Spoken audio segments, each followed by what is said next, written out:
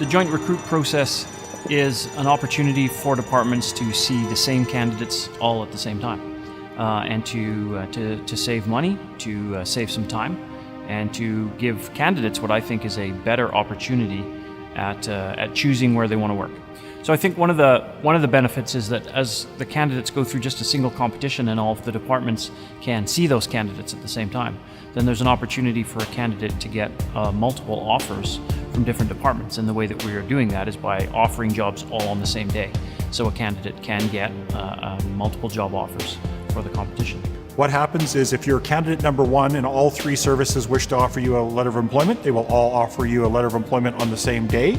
You will then have a specific period of time to decide which one of the offers, which municipality you would like to work for. Once you've accepted that offer, the other two offers are rescinded and the offers move on to the next candidate. We looked at it in terms of our needs, and we also looked at it in terms of the recruit's needs, so that a recruit didn't have to replicate the same process and go through 3 interviews to get, a job position.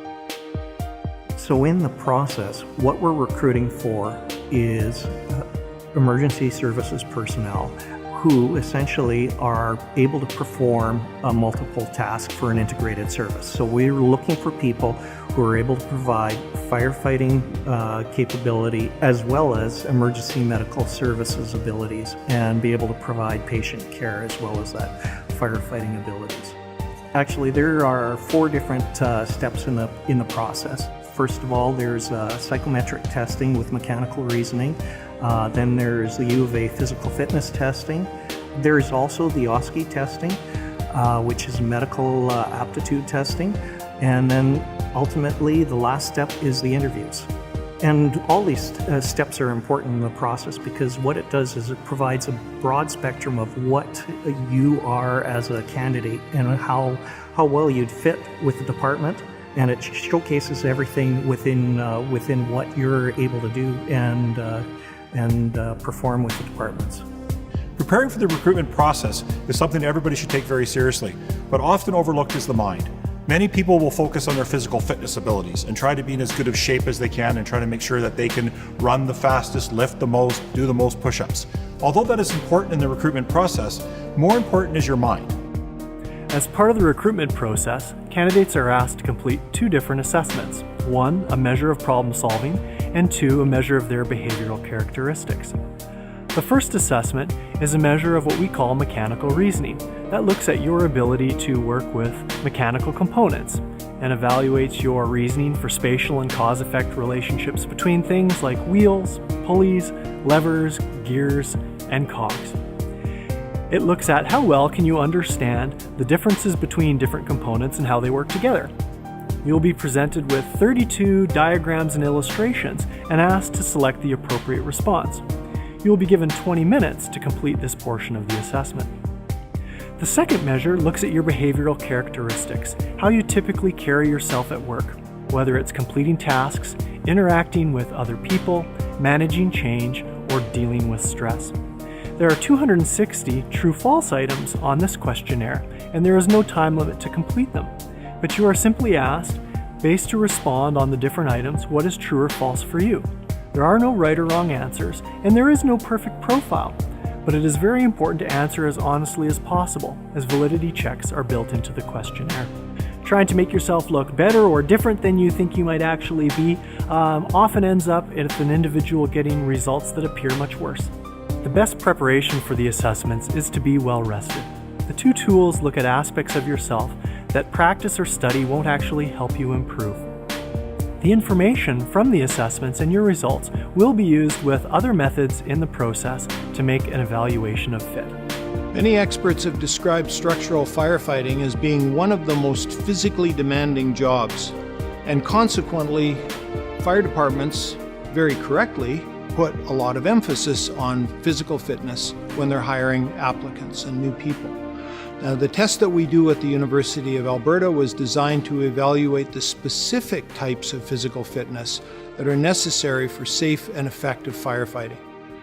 Our test includes 7 unique components. There's a treadmill test for aerobic fitness, And then there's 6 other tests that involve different combinations of strength and muscle power and muscle endurance. For example, we have an equipment carry and a vehicle extrication scenario. We have a charged fire hose pull. We have a weighted sled pull. We have a forcible entry simulation. We have a victim rescue and a ladder climb. And this combination of tests stresses all of the essential aspects of fitness that are involved in firefighting. Now, when you're doing the test, you'll be wearing a proper fire protective ensemble, and that includes a helmet, the firefighting jacket, pants, gloves, and then you'll be carrying the self-contained breathing apparatus. And this ensemble weighs approximately 22 kilos or about 50 pounds. And you can imagine that that makes everything harder because you're already encumbered by heavy protective clothing and extra weight. So the test is designed to do 2 things. And the very first thing is it will identify those people that are fit enough to work in the fire service safely and effectively.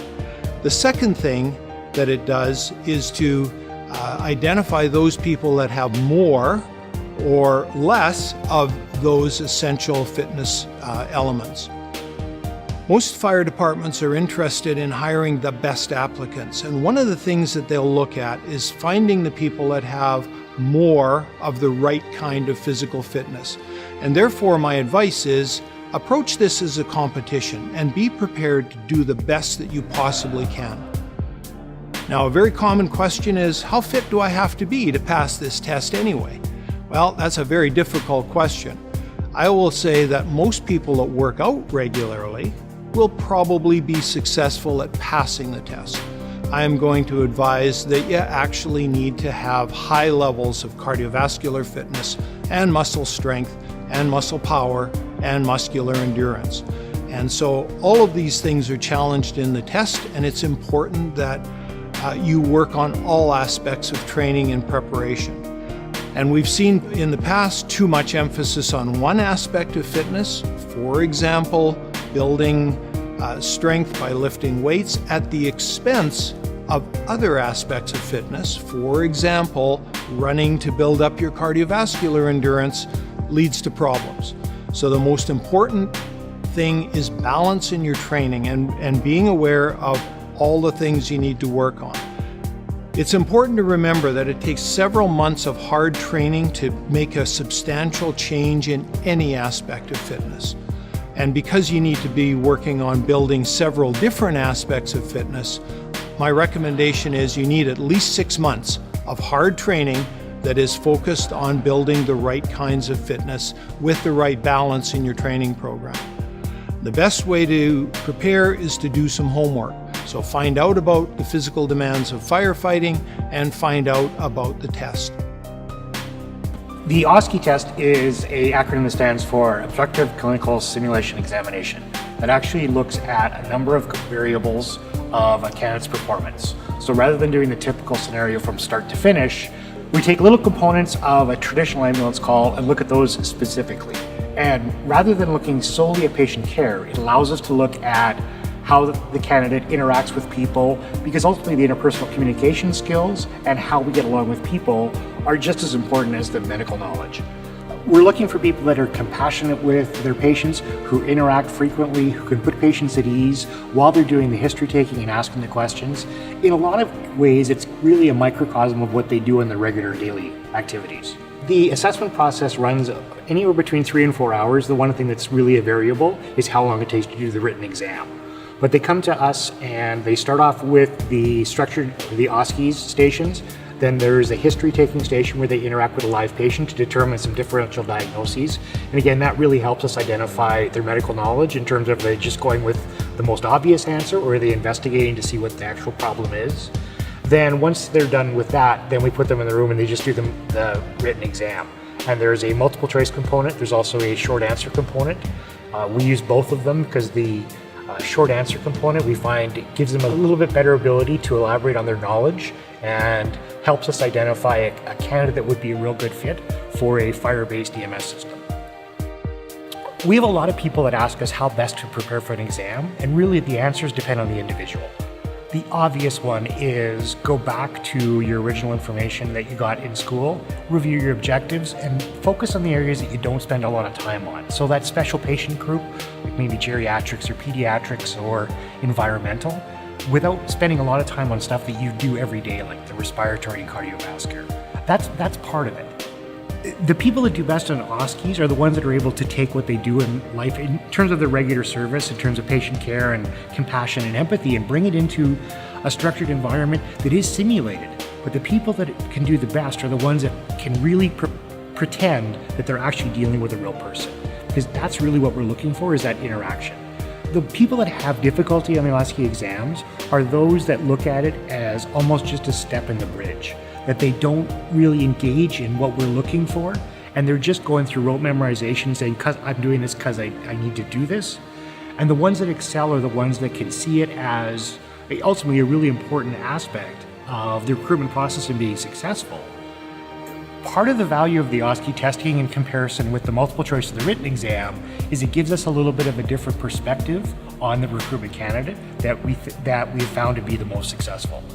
So we've had people that have been really good on the multiple choice exams and their book knowledge, but that translation piece to actually take that information and do something and deal with the patient is where the difficulties lie. And that's probably the biggest value of where the multiple mini interviews of the Oskie stations come, is we're able to look from that perspective as well as their written exam results. The fourth step in the recruitment process is an interview. The panel will ask them various questions regarding their background, their future ambitions, their current employment status, ask them some things about their experiences in life, and generally just try to get a good impression of you as a candidate.